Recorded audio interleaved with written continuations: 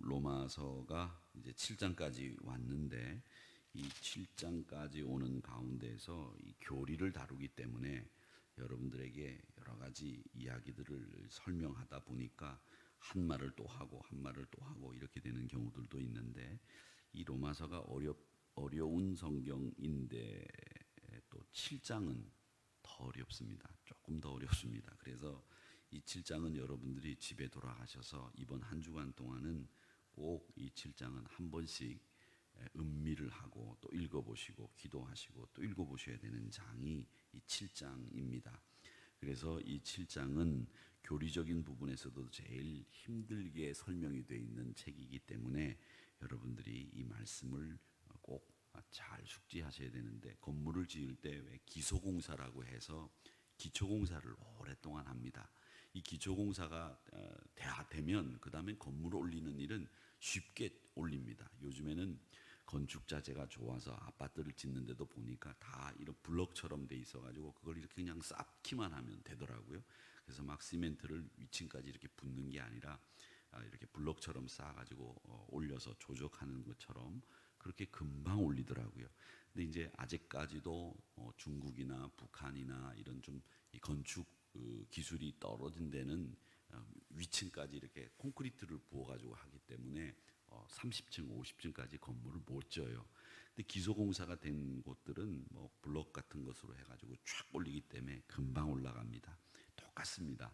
이 7장이 어떻게 보면 로마서의 기초공사를 하는 것과 똑같기 때문에 이 7장을 잘 아시면 앞에서부터 1장에서부터 6장까지 한 이야기도 다시 우리가 잘 이해할 수 있고, 앞으로 이야기 되어지는 16장까지의 이야기도 우리가 잘 이해할 수 있습니다. 또 이 7장을 여러분들이 잘 이해하셔야 되는 이유가 뭐냐면, 아무리 집을 잘 지어도 바람에 태풍에 한 방에 팍 날아갈 수 있습니다.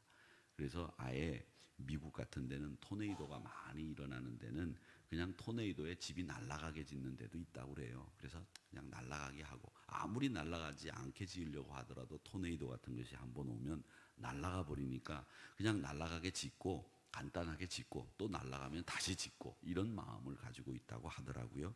그런데 여러분, 우리 신앙이라고 하는 것이 토네이도 같은 이런 이단 사설에 날아가면 되지 않지 않습니까? 날아가면 안 되죠. 그렇기 때문에 이 진리를 잘 확인하고 진리의 중심인 이 로마서를 여러분들이 잘 알고 계셔야 우리가 이 신앙을 잘 세워나갈 수 있다는 겁니다. 특별히 우리 한국 교회는 이 교리 부분에서 굉장히 약합니다.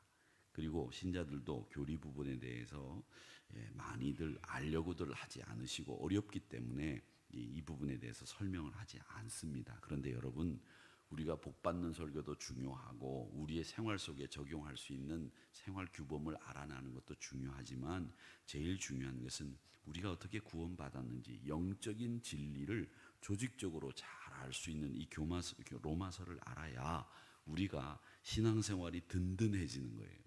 그래서 유명한 목사님들의 설교집들을 보면 로마서 강의가 없는 목사님들이 없고, 유명한 목사님들은 다 로마서를 강의합니다. 특히 마틴 루터의 로마서 강해는 굉장히 은혜로운 책으로 알려져 있어서 그 마틴 루터의 로마서 강해를 웨슬리 목사님이 길을 가다가 그걸 듣고 은혜 받고 올더스게이트 체험을 하고 그가 감리교를 만드는 웨슬레가 될 수 있지 않았겠습니까? 그러니까 우리가 로마서에 관한 책을 한 권씩 쓴 목사님들이 많으시기 때문에 그 중에서 읽기 쉬운 책을 한 권 사셔서 독파를 하는 것도 좋고, 또 젊은 분들이라면 말이죠, 내가 믿고 있는 신앙이 그 중심이 뭔지를 확인할 수 있는 것이 바로 이 로마서다라고 하는 것을 여러분 아시면 되겠습니다. 오늘 이 로마서 7장은 바울 사도가 뭘로 설명을 하냐면 결혼 관계로 설명을 하고 있습니다. 이 결혼 관계와 율법과 우리와의 관계를 딱 정리를 해두고 있기 때문에 이 결혼하신 분들이라면 결혼 생활을 어떻게 해야 되는지를 잘 아시지 않습니까? 그래서 율법이 뭐고 율법과 나의 관계가 어떻게 되는지를 잘 설명을 하고 있습니다.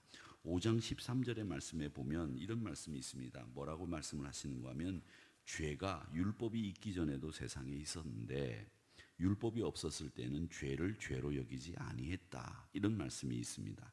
이 말씀은 뭐냐면 율법이라고 하는 것이 이스라엘 백성들이 출애굽해서 광야를 지나면서 하나님께서 모세를 통해서 주시지 않았습니까?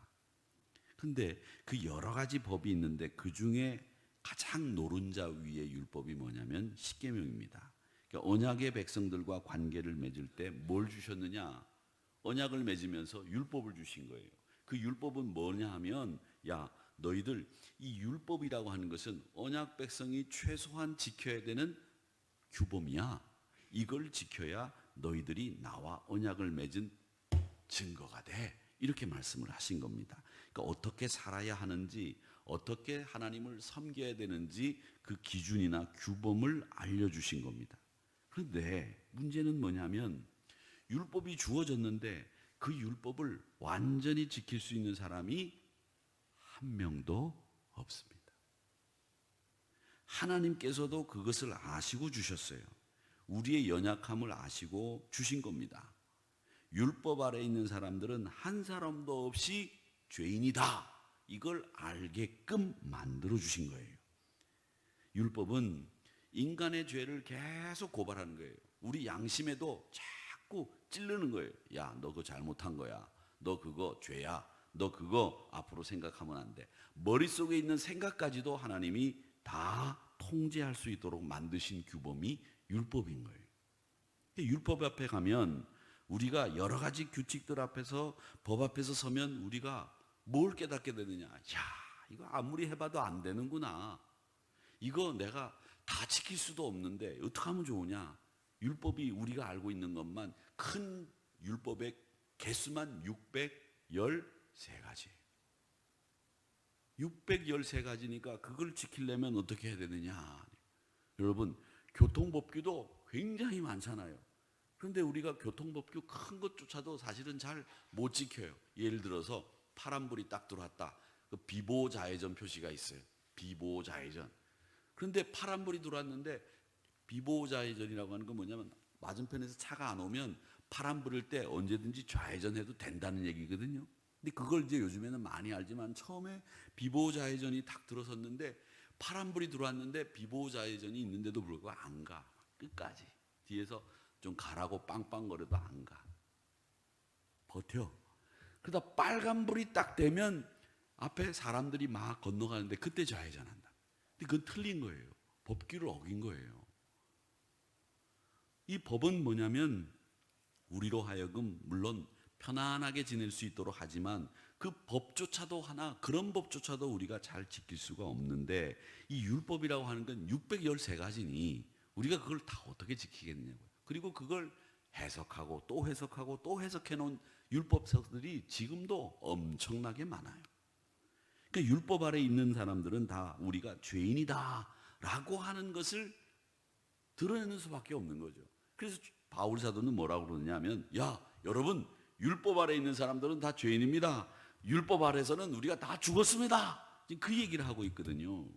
그러니까 율법 앞에서 우리가 죽었다는 말은 뭐냐면 율법을 우리가 지킬 수가 없습니다. 그 얘기예요. 그래서 우리가 그러면 어떻게 하면 좋겠느냐. 율법을 다 지키지 못하는데 그걸 지키라고 말씀하시니 어떻게 하면 좋겠습니까? 그래서 이 말씀에 대해서 사도 바울이 얘기를 하는 거예요. 여러분 율법에 대해서 죽었지만 우리가 하나님에 대해서는 살았습니다. 그 얘기를 하는 거예요.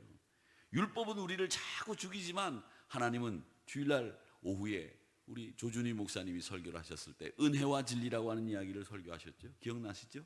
예, 기억나시죠? 그러니까 우리가 진리 앞에 율법 앞에 설 때는 항상 죽는 거예요. 그런데 은혜 앞에 설 때는 우리가 사는 거예요. 그 은혜가 누구를 통해서 왔느냐? 그리스도를 통해서 온 거예요. 그 그리스도를 통해서 은혜를 주신 분이 누구냐? 하나님이시란 말이에요. 그래서 하나님 앞에서는 우리가 산다 얘기를 하는 거예요. 그럼 우리가 무엇 때문에 살아야 되느냐? 율법 때문에 사는 게 아니라 은혜 때문에 사는 거예요. 은혜 때문에 우리를 용서해 주시고 우리를 받아주시는 은혜 때문에 살기 때문에 우리가 하나님 앞에서는 사는 거죠. 그런 내용을 율법과 우리의 관계로 설명을 하는데 율법을 뭘로 설명하느냐? 옛 남편이. 옛 남편. 이 옛 남편이 나와 결혼을 해가지고 살다가 죽었어. 그러면 나는 이제 혼자 됐잖아요. 혼자 됐으니 이제 새 남편을 얻을 수도 있고 안 얻을 수도 있는데, 새 남편을 얻었는데 그 새 남편이 누구냐면 예수님인 거예요. 그 예수님이 이제 혼인신고를 하고 법적인 절차를 걸쳐서 예수님에게 서로 매이게 되었는데, 그 예수님에게 매이게 되는 순간에 우리가 그 예수님 때문에 새로워지는 거예요. 어떻게 새로워지느냐? 그동안에는 율법 조문에 의해서 얽매여 살았지만 예수님은 율법 조문에 얽매여 살게 하지 않고 은혜와 사랑 안에 거할 수 있도록 만들어 주시는 거예요. 예를 들자면 그거죠. 내가 마음에 안 들어. 남편이 마음에 안 들어. 정말 밥도 해주기가 싫어. 그래서 남편이 출근하는데 간신히 일어나서 어저께 먹던 반찬 다시 꺼내주고 밥도 먹든지 말든지 이렇게 해주고 막 그냥 이렇게 해줘요. 그렇게 해줘도 밥상 차려주는 건 똑같은 거죠. 그런데 남편이 너무 사랑스러워. 부인이기 때문에 어쩔 수 없이 아침 출근하는 남편에게 밥도 해주고 뭐 와이셔츠도 다려주고 억지로 하는 거 하고, 아우 남편이 너무 이뻐. 너무 사랑스러워. 볼 때마다 귀여워. 뒷꼭지도 이쁘고 발뒤꿈치도 이쁘고 말하는 것도 이쁘고, 세월이 지나면 지날수록 더 이뻐. 여러분들은 수긍이 안 되시겠지만 이뻐. 그렇죠? 그래서 아침에 일찍 나간다고 하니까 그냥 일어나가지고 따뜻한 흰 쌀밥 해가지고, 아유 쌀밥이 안 좋다고 그러니까 잡곡도 올리고 말이죠. 계란 후라이도 하고 김치도 새로 꺼내서 썰고, 그래가지고 김이 모락모락 나는 밥을 탁 만들어서 여보 맛있게 먹어요. 말이라도 한마디 따뜻하게 하고, 그렇게 해서 밥을 먹여서 보내는 거예요. 똑같이 밥을 차려줬어요. 그런데 차리는 과정이 다르죠. 차리는 마음 자세가 다르죠. 여러분, 율법은 우리가 억지로 해야 되는 것이지만 은혜는 우리의 율법보다도 더한 것을 할 수 있어요. 율법에 의하면 밥 차려줘라 이렇게 돼 있기 때문에 차려주면 그만이야. 눈을 뜨고 차려주든 말든, 눈곱이 끼어있는데 차려주든 말든 상관없어요. 그러나 은혜로 차려주게 되면 내가 자원하는 마음으로 차려주는 거죠. 기쁜 마음으로 차려주는 거죠. 사랑스러운 마음으로 차려주는 거죠. 그게 바로 하나님에 대해서 살아있는 성도들의 모습이라는 거예요. 그래서 우리가 이 율법과 은혜라고 하는 것이 어떤 차이가 있는지를 우리는 보는 거예요. 억지로 자원하는 마음도 없는 그런 율법이 아니라는 겁니다. 그러면서 이제 율법은 어떻게 됐느냐? 내가 옛 남편하고 살던 그 율법이, 옛 남편이 죽었기 때문에 이제는 그 율법에 얽매일 필요가 없고 새 남편인 그리스도에게로 가서 그 남편과 함께 살아도 괜찮다. 음녀가 아니다. 그 얘기를 하시는 거예요. 그래서 우리는 이제 율법으로 가는 게 아니라 우리는 누구에게로 간다? 그리스도가 우리의 새 남편이다. 그 얘기를 하시고 있는 거예요. 그런데 여러분, 이 율법은 뭐냐면, 율법이라고 하는 것은 옛 남편인데 이 옛 남편하고 헤어져야 되고 새 남편에게 가야 돼. 그런데 새 남편에게 가야 된다고 하면 여러분, 이 얘기 중에 이런 말씀이 있는 거예요. 내용이, 새 남편에게 가야 된다면 어떻게 해야 돼요? 이 옛 남편이 죽어야 돼요. 근데 안 죽어. 그럼 어떻게 해야 됩니까? 어떻게 해야 돼요? 이혼해야 돼요. 아유, 그렇죠. 이혼해야 되겠죠. 그런데 여러분, 옛 남편이 안 죽으면 어떻게 해야 되느냐? 여기 방법이 나오는 겁니다. 뭐라고 되어 있느냐? 7절 말씀에 보면 잘못되어 있습니다. 2절 말씀에 보면 남편 있는 여인이 그 남편 생전에는 법으로 그에게 매임받으나 만일 그 남편이 죽으면 그 남편의 법에서 벗어난다. 그렇게 얘기를 했는데 4절 말씀에 보면 그러므로 내 형제들아 너희도 그리스도의 몸으로 말미암아 율법에 대해서는 죽임을 당했으니 이는 다르니 곧 죽은 자 가운데에서 살아나신 이에게 가서 우리가 하나님을 위하여 열매를 맺게 하려 함이라. 새 남편에게로 가야 된다. 그렇게 이야기를 했습니다. 그런데 이제는 이 옛 남편이 안 죽었다. 그러면 어떻게 해야 되느냐 하면 6절 말씀에 보면 우리가 얽매였던 것에 대하여 죽었으므로 이렇게 나와요. 이 말은 뭐냐면 여러분, 옛 남편이 안 죽고 율법이 살아있는 거예요. 그러면 우리는 어떻게 됐냐? 이제는 내가 죽어야 된다는 거예요. 내가 죽어야 참 새로운 율법이 내 안에 움직이고 그것이 바로 그리스도의 사랑으로 나에게 온다는 겁니다. 그러니까 내가 죽는다는 표현에서 내가 어떻게 죽느냐라고 하는 것을 강조하는 얘기라는 뭐냐면 죽음이라고 하는 것을 통해서 남편과 나의 법적인 관계가 상실된다는 걸 얘기하는 거예요. 옛 남편이 안 죽으면 내가 죽어야 되는 거예요. 내가. 그래서 새 남편인 그리스도에게로 갈 수밖에 없다는 거예요. 율법 앞에 내가 죽고 내가 완전히 부서져야 된다는 얘기를 하시고 있는 겁니다. 그러니까 이 말은 뭐냐면 내가 죽어야 율법의 주문에 끌려갈 이유가 없어져 버린다는 거예요. 남편이라고 하는 건 율법으로 얘기되고 있다는 얘기입니다. 그래서 죽는 죽음으로 말미암아 옛 남편인 율법과의 관계에 변화가 일어난다는 겁니다. 사랑하는 성도 여러분, 근데 여러분은 이제 율법하고는 상관이 없는 사람이에요. 왜? 우리는 그리스도와 연합한 사람이지 않습니까? 여러분은 그리스도와 함께 사는 사람들 아닙니까? 그러니까 여러분 삶 속에는 신앙 안에서 새 남편인 그리스도가 항상 여러분을 주장하시도록 맡겨드리는 거예요. 그게 신앙이란 말이죠. 그러니까 여러분, 율법은 우리의 행동 하나하나를 감시했지만 마음대로 할 수 있는 게 아무것도 없었지만 내가 아무리 노력하고 잘해줘도 만족함이 없었지만 율법이라고 하는 남편을 만족시켜줄 수 없었습니다. 그런데 새 남편이신 그리스도, 그분은 우리에게 율법을 요구하시는 분이 아니에요. 책망하시는 분이 아니에요. 오히려 우리 대신에 십자가를 지시고 우리의 율법의 요구를 우리 예수님이 다 대신 들어주신 거예요. 그러니까 이 남편이 진짜 좋은 남편이죠. 그 율법이 바로 그리스도를 통해서 살아있는 하나님의 자녀가 될 수 있도록 만들었다는 겁니다. 그러니까 여러분은 죽은 사람들이 아니에요. 맹목적으로 끌려다니는 사람들이 아니에요. 신앙생활에 있어서는 여러분이 지금 살아 역사하시는 그리스도를 통해서 여러분들은 새 마음을 가지고 살아있는 사람이 된 거죠. 끌려다니는 게 아니에요. 여러분이 자원하는 마음으로 살아갈 수 있도록 됐다는 겁니다. 율법이라고 하는 것은 뭐냐면 우리의 죄를 깨닫게 하는 거예요.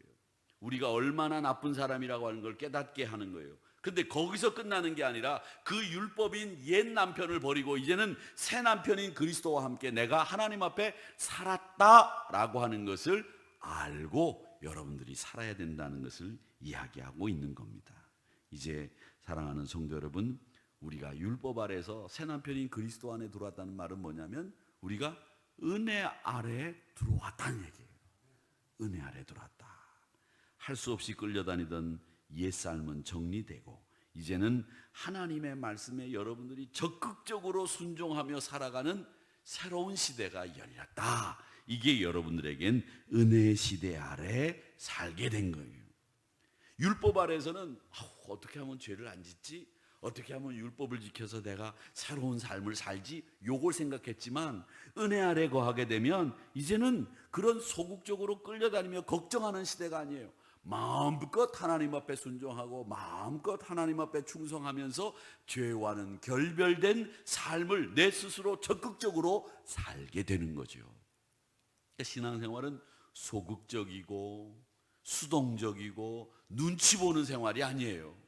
여러분, 하나님 앞에 산 자들은 여러분 적극적이고 능동적이고 그리고 자신 있게 신앙생활하는 분들이 은혜 아래에 있는 분들의 신앙생활의 모습이라고 하는 겁니다. 그러니까 여러분 적극적이고 능동적이고 순종하면서 하나님 앞에 말씀대로 살려고 당당하게 마귀와 싸워 이기는 은혜 아래에 있는 여러분들의 모습을 늘 여러분 만들어 가시는 우리 성도님들이 되시기를 주님의 이름으로 축원합니다. 그래서 우리 하나님이 은혜 아래 살게 하셨다. 근데 그 은혜 아래 살게 한 이유가 뭐냐? 그 이유가 설명이 돼 있어요. 4절 하반절에 보면 뭐라고 되냐? 하나님을 위하여 열매를 맺게 하려 함이라. 이렇게 돼 있어요. 우리가 은혜 아래 사는 이유가 뭐냐? 그냥 은혜 아래 사는 게 아니라 하나님을 위하여 열매 맺게 하려 함이라 라고 되어 있습니다. 그러니까 여러분, 결혼이라고 하는 것은 뭡니까? 결혼하면 새로운 가정이 만들어지지요. 또 경건한 후손도 만들지요. 결혼하게 되면 여러 모양으로 가문이 풍성하게 되고 번성하게 되지요. 다 뭐예요? 열매를 맺는 거죠. 그러니까 우리가 은혜 아래 거하게 되는 이유는 뭐냐? 하나님을 위하여 열매 맺게 하려 합니다 라고 하는 것을 꼭 기억하시기를 바랍니다. 은혜 아래 살면서 하나님을 기쁘게 해드리고 하나님의 뜻에 합치하고 하나님의 영광을 목표로 하면서 우리가 사는 거예요. 과거에 우리가 율법 아래 살았을 때에는 사망을 수확하는 거예요. 사망을 수확해요. 생명이 보이질 않아요. 그런데 은혜 아래 하나님과 살아가는 하나님의 살아있는 자녀가 된 사람들은 의의 열매를 수확하게 되는 거예요. 그러니까 여러분, 의의 열매를 수확하는 여러분들이 되시기를 주의 이름으로 축원합니다. 그래서 포도나무이신 그리스도와 연합한 우리들이 예수 그리스도와 함께 하나님을 위한 선한 열매들을 많이 맺어가시기를 주의 이름으로 축원합니다. 사랑의 열매도 맺으시고 희락의 열매도 맺으시고 화평의 열매도 맺으시고 충성의 열매도 온유의 열매도 그리고 절제의 열매도 인내의 열매도 자비의 열매도 양선의 열매도 여러분들이 잘 맺어서 은혜 아래 사는 여러분의 삶을 하나님 앞에 올려드리는 저와 여러분이 되시기를 주님의 이름으로 축원합니다. 아버지 하나님 고맙습니다.